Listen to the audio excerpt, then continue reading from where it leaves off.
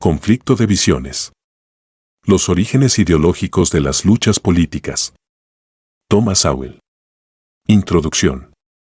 Es frecuente que las mismas personas tengan puntos de vista contrapuestos en relación con un gran número de problemas, aunque estos no tengan relación entre sí. Difieren en cuanto al papel del gobierno, la actitud ante la delincuencia, la guerra, el divorcio, la pena de muerte, el aborto, el papel de los jóvenes e innumerables otros asuntos.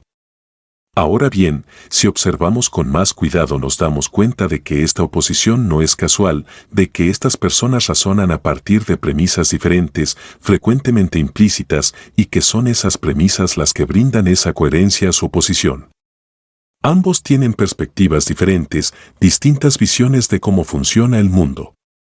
Inevitablemente, el reflejo o la aprehensión de la realidad solo puede efectuarse mediante grandes síntesis que, inevitablemente, dejan fuera muchos elementos de esa realidad.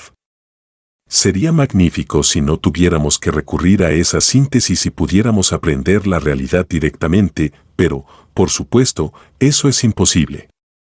La realidad es demasiado compleja como para que la mentalidad de nadie sea capaz de aprenderla.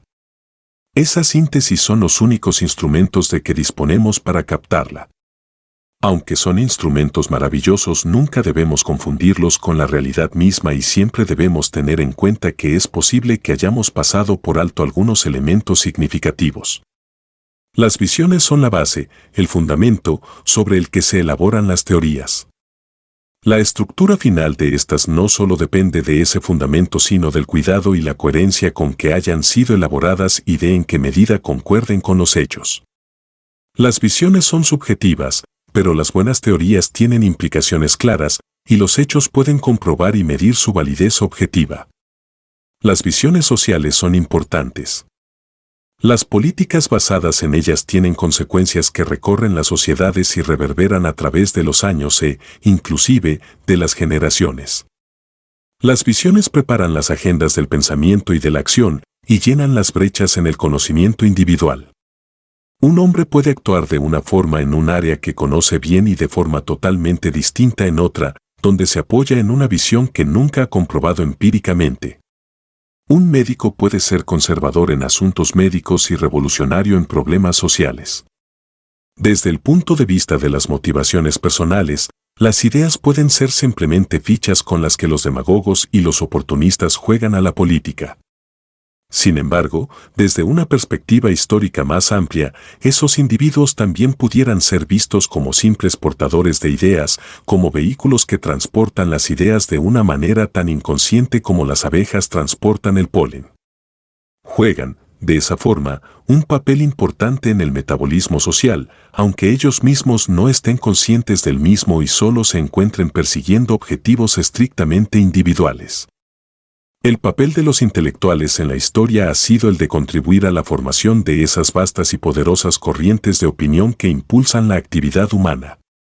El efecto de las visiones no depende de su formulación coherente y, ni siquiera, de que sus portadores estén conscientes de las mismas. Muchos hombres, prácticos, desdeñan las teorías porque no se han detenido a analizar el fundamento ideológico de su propia actividad. Como decía Keynes, muchos de esos hombres, prácticos, simplemente son esclavos de las ideas de algún economista muerto desde hace 2 o 3 siglos. Dos perspectivas, la conservadora y la revolucionaria. Divergencias en cuanto a la naturaleza del hombre. La naturaleza del hombre, la perspectiva conservadora o restringida. En 1759, en su teoría de los sentimientos morales, Adam Smith señalaba que, si el hombre fuera a perder su dedo meñique no podría dormir por la noche, pero, siempre que nunca los haya visto, roncaría con la más profunda seguridad sobre la ruina de 100 millones de sus hermanos.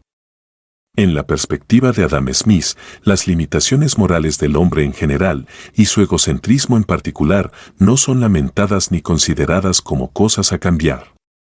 Son tratados como hechos, como características propias de la vida. Estas limitaciones constituyen las restricciones fundamentales de su perspectiva. Por consiguiente, el problema moral y social fundamental es conseguir los mejores resultados posibles a partir de esas limitaciones más bien que disipar energías en tratar de cambiar la naturaleza humana, un intento que Smith consideraba tan vano como sin sentido. En vez de considerar la naturaleza humana como algo que pudiera o debiera ser cambiado, Smith trataba de determinar cuál sería la manera más efectiva de alcanzar los mayores beneficios morales y sociales posibles dentro de las limitaciones de la naturaleza humana. Su punto de vista era muy similar al de Alexander Hamilton, el principal autor de El Federalista, que afirmaba: es el destino de todas las instituciones humanas, aun de las más perfectas, el tener defectos, así como virtudes, propiedades buenas, así como malas. Esto proviene de la imperfección de su institutor, el hombre.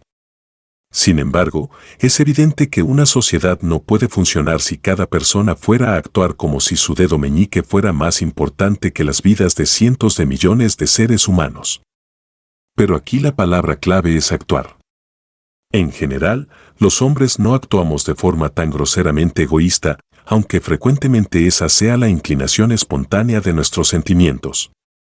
Esto se debe a factores como la fidelidad a ciertos principios morales, a los conceptos de honor y de nobleza, más bien a que amemos al prójimo como a nosotros mismos.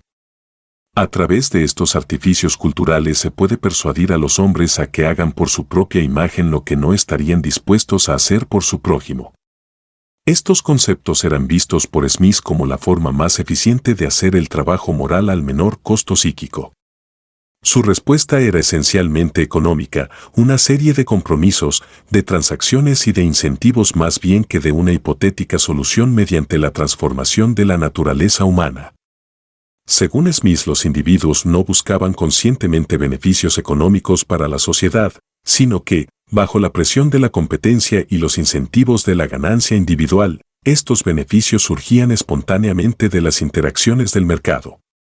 Los beneficios sociales eran sistémicos, derivados del funcionamiento de un sistema y no de un propósito consciente. Es importante recordar que el mercado no es la única interacción que, pese a ser espontánea, crea productos altamente complejos y organizados. El idioma, por ejemplo, es otra. Este es un punto muy importante porque tenemos la tendencia a pensar que cualquier resultado deseable tiene que ser el producto de acciones conscientes y deliberadas, pero no es así.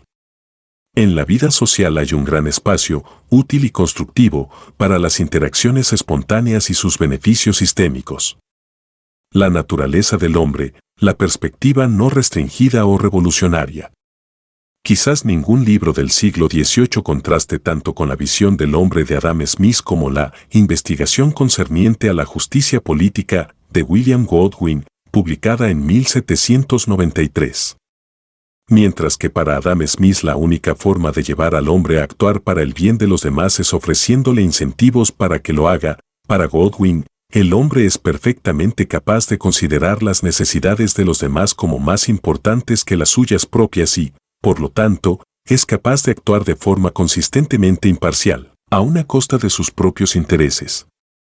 La intención de beneficiar a los demás es la esencia de la virtud y el único camino a la felicidad. Por supuesto, esta afirmación no es una generalización empírica sobre el comportamiento de la mayoría de las personas, sino una tesis sobre la naturaleza subyacente del ser humano.